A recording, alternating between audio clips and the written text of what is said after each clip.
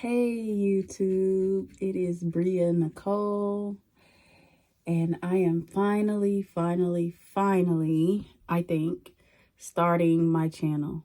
So I have started a channel at least 15 times, and that might not be an exaggeration. But I think the reason that I'm still adamant about doing it is because I just feel like there are things that I am meant to share. I just haven't really been in my most authentic energy to be consistent and not feel like an imposter. But I have been working on that. And in today's video, I'm going to attempt to tell y'all some things about me before I start jumping into topics. But before that, I want to let you know I do have a TikTok as well as a tarot channel. I also do private readings. But as of now, I am restructuring the way that I'm going to do them. So if you really need a private reading, what I would suggest is go over to my TikTok and look at my readings first to make sure our energy connects. Follow my TikTok and then reach out to me on TikTok to let me know that you want a private reading. We'll have some kind of consultation. And then if I determine that I am the reader for you, I will provide a link as well as a suggestion for which reading is best for you. And we'll go from there. Now to get into me. So I just did a thing. And the panic has not set in yet, but I know it's going to, because I just have never, ever wanted anyone to see the real me. And part of that is because I put on a good face. I allow certain parts of myself to be at the forefront of my personality, but I do not show much weakness, which is not actually weakness at all, to be vulnerable and be open and be raw. But certain aspects of me are so delicate and sacred that I just never, ever wanted to really show anyone. And I did. Now, I did it in the form of videos. So it all really depends on if the person actually watches the videos, because they're not public to anyone else. But I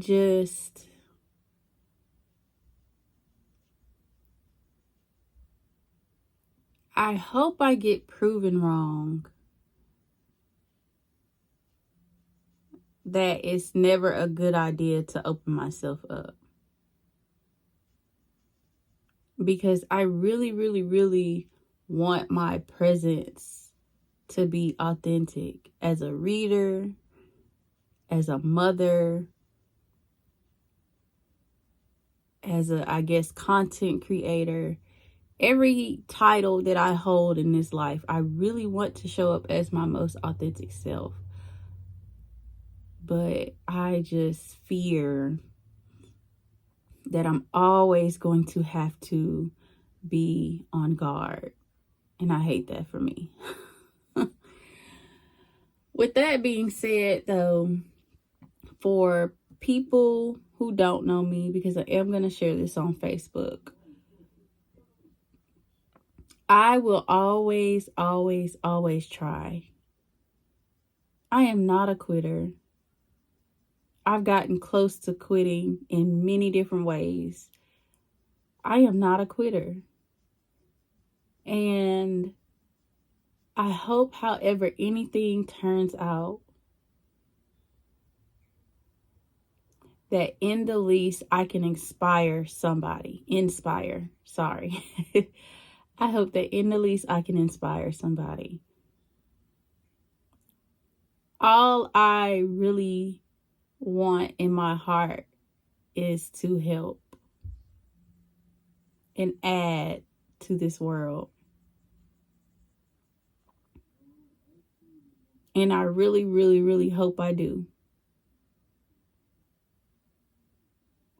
I really hope I do. Because to me, there's nothing more beautiful than helping when you can. With that being said, though, what my content is mostly going to be about is my journey of centering myself. If you've heard of Decenter Men, it is centering myself is my reframing of that.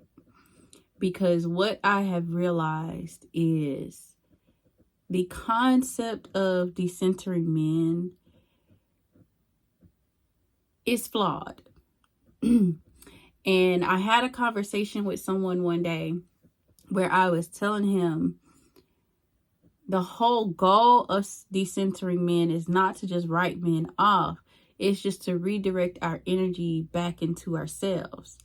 But we don't know what that actually looks or feels like as a collective. We've been programmed to center our lives around men. And I mean everyone, men and women.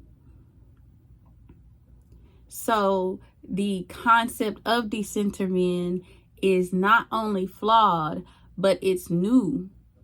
We are learning as we go. And what I have learned so far is just brain-wise, just neurologically. The words decenter men still put emphasis on men, which makes it easy to still center men, but in a different way. Sorry about that. It's late. I got a white screen from YouTube on my TV. So it went to ads. I can't help that. But what I was saying is just the words decenter men still put emphasis on men and makes it easy to still center men, but in a different way. So what I've noticed is a lot of women, because women are the ones who have taken on this concept, they have recentered men in a negative way and still clung to the anger, the bitterness, and resentment. Or they have decentered men just to center women, which that has nothing to do with the connotation of the phrase, but that is relevant because center self immediately emphasizes self. It immediately makes the brain go, okay, we are focusing on me. And that's why I have reframed it for myself.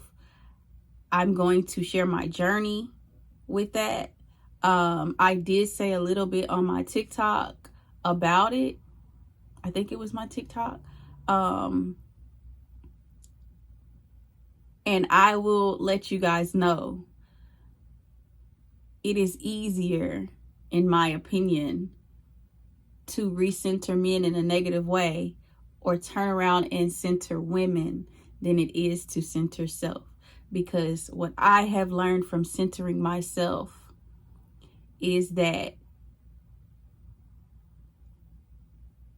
my brain has put all focus on me, good and bad, which means that I am being forced to face myself. I am being forced to look in a mirror and see myself in my rawest form.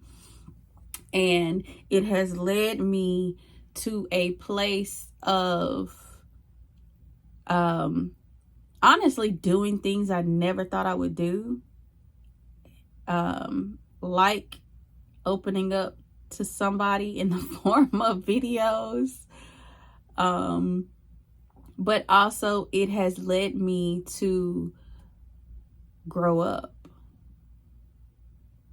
And it has also shown me where we as women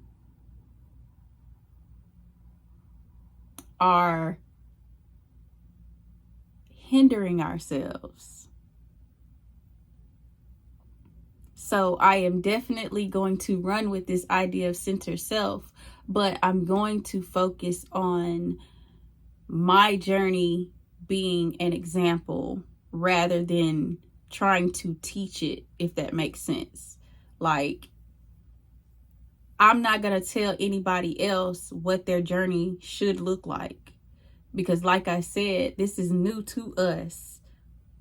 As a collective, we have never done this before. So we're learning as we go. So I'm going to show the process of learning as I go instead of doing the journey and then coming and telling people and basically missing the elements of it that are the rawest, which is the fact that I feel like it is harder to do. Don't let it scare you guys though. If this concept, if this reframing resonates with you, don't let what I'm saying scare you, because it's actually not as scary as it would have sounded to me had I not just jumped in and done it. But facing self also isn't as scary as I thought it was once I realized I'm not as bad as I thought I was. The things that I need to work on aren't as bad as I thought they were. And it's giving me a more balanced view of things where I have actually pretty much healed my frustration with men. I'm not bitter. I'm not resentful. I'm not angry with men. Only feeling I have now towards men is just a little bit of disappointment. Just a little bit. But not enough to continue to join women in trying to make them feel as small as they have made us feel. There might be the occasional trolling, because individually people can just get under my skin sometimes. But as a collective, I have come to terms, especially as a Black woman, I have come to terms with the fact that Black men are and never have been who we have claimed them to be. I think as humans, they are divine. I think they have all of the potential in the world, but they are not there yet. And I don't see that as a negative. I have coped with that and come to accept that. I'm just disappointed that, I'm just still a little disappointed that more men in general, especially Black men, don't want the better that is on the other side of patriarchy and misogyny and this system and these perceived benefits and this illusion of superiority. But I think with time Some of them at least will. Maybe all of them will. Maybe most of them won't. I'm going to focus on sharing my journey with other women because I have seen that a lot of our attachment to the way things have been is holding us back. I think it's time for us to take it to the next level, especially Black women. We've been through a lot. We've been attacked at all angles by every person you can think of. And we've come out on top. So, and when I say come out on top, I'm just saying we've survived it. We've overcome it. And we're thriving as a collective. So I think it's safe for us to take it up a notch and address some of the hypocrisies amongst us, address some of the double standards, address some of our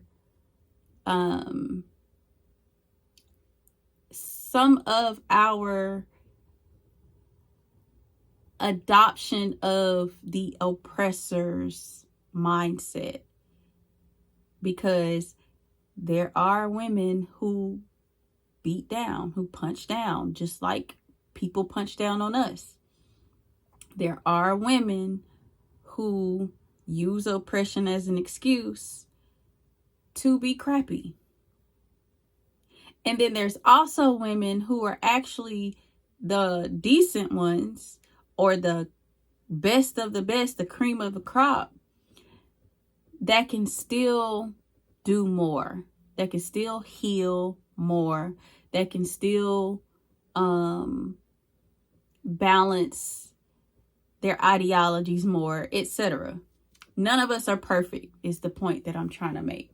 And I think that centering ourselves is going to be a great way for us not to try to strive for perfection, but to strive for the next level of who we are.